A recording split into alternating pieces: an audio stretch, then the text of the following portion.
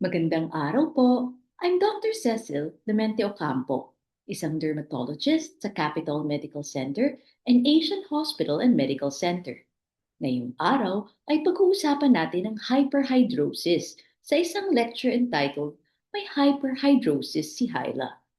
Ang Balat Basics ni Dr. Derma is a series of skin health lectures which aims to educate and inform lay people, health workers, and doctors regarding common and uncommon skin diseases through a fun and engaging storytelling platform.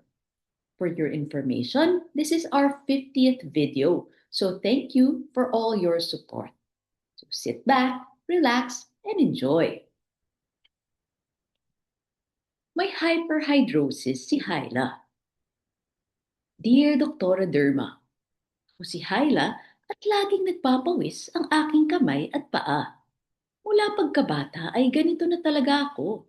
Kaya't ako ay sanay na. Mas malala ang pagpapawis sa mga panahong mainit gaya ng summer.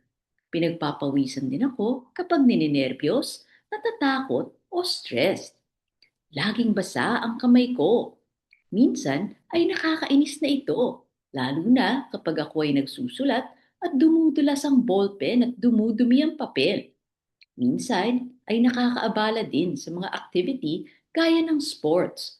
Lagi tuloy akong may dalang panyo o bimpo para maipahid ko sa aking kamay.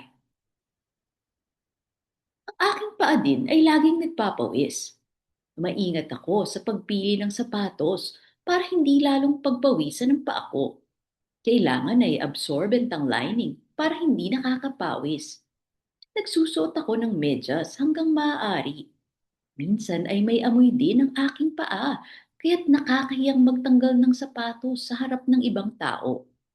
Nag-internet ako at hyperhidrosis daw ang tawag sa kondisyong ito. Paano ba ito maiiwasan, Doktora Derma?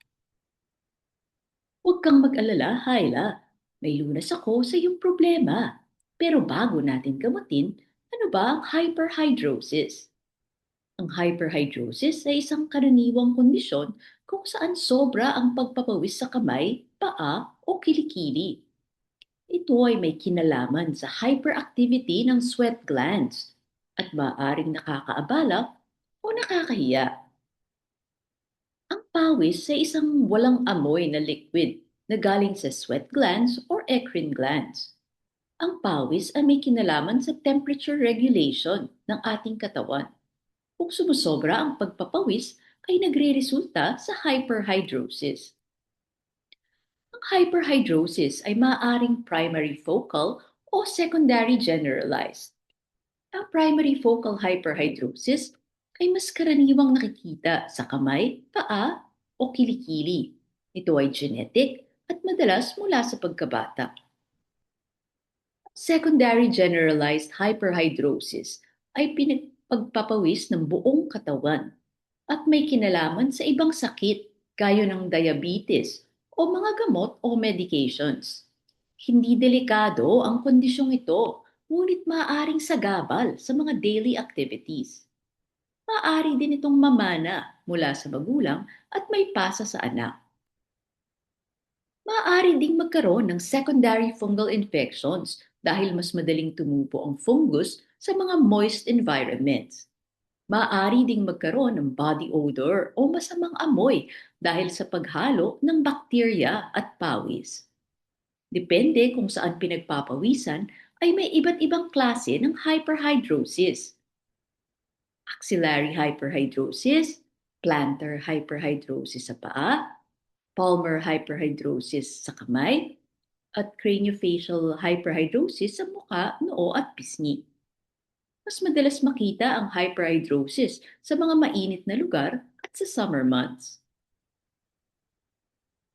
Ano ginagamot ang hyperhidrosis? Kumonsulta agad sa inyong board-certified dermatologist kapag meron kayong sakit sa balat, buhok o kuko tulad ng hyperhidrosis. Huwag subukang gamutin ang sarili. Huwag mag-self-medicate. Bibigyan kayo ng inyong dermatologist ng instructions at reseta para gumaling ang sakit ninyo. Kasama na dito ang mga powders para maabsorb ang pawis. Maaari din kayong resetahan ng antiperspirants, antibiotic soaps or solutions, o mga remedyo tulad ng tawas kung kinakailangan. Sundang mabuti ang instructions ng doktor para mabilis gumaling at walang side effects na maranasan. Kung may simptomas pa din pagkalipas ng 1 week, ay bumalik kayo sa inyong dermatologist. Mga dapat tandaan, ang mga antiperspirants na may ingredient na aluminum chloride para ma-block ang sweat glands ay maaaring makatulong sa hyperhidrosis. May mga medical grade o mas matatapang na formulation na mas epektibo sa kondisyong ito. Ang tawas o alum ay maaari ding makatulong sa hyperhidrosis. Maaaring hawakan ang basang kristal o ihalo ang kristal sa tubig bago ibabad ang kamay at paa para makabawas sa pagpapawis. Thank you po sa payo ninyo, Dr. Derma. Ngayon ay nabawasan na ang aking pagpapawis sa kamay at paa. Naiintindihan ko na din ang kondisyong ito at mas tanggap ko na. Alam ko na mga sitwasyon na maaaring magpalala ng hyperhidrosis at iniiwasan ko hanggang maaari. Maginhawa ang buhay. Nagpapasalamat, Hyla. Alam ba ninyo, ang iontophoresis ay isang treatment option na maaaring subukan sa hyperhidrosis. Ito ay ang paggamit ng special machine na may mahinang electrical current para ma-block ang sweat glands. Ang botulinum toxin injection sa kamay, paa at kilikili ay maaari ding subukan para mabawasan ang pagpapawis. Thank you po sa pagpapanood ninyo nitong video. At sana ay may natutunan kayo tungkol sa hyperhidrosis at patuloy ang inyong suporta sa Doktora Derma.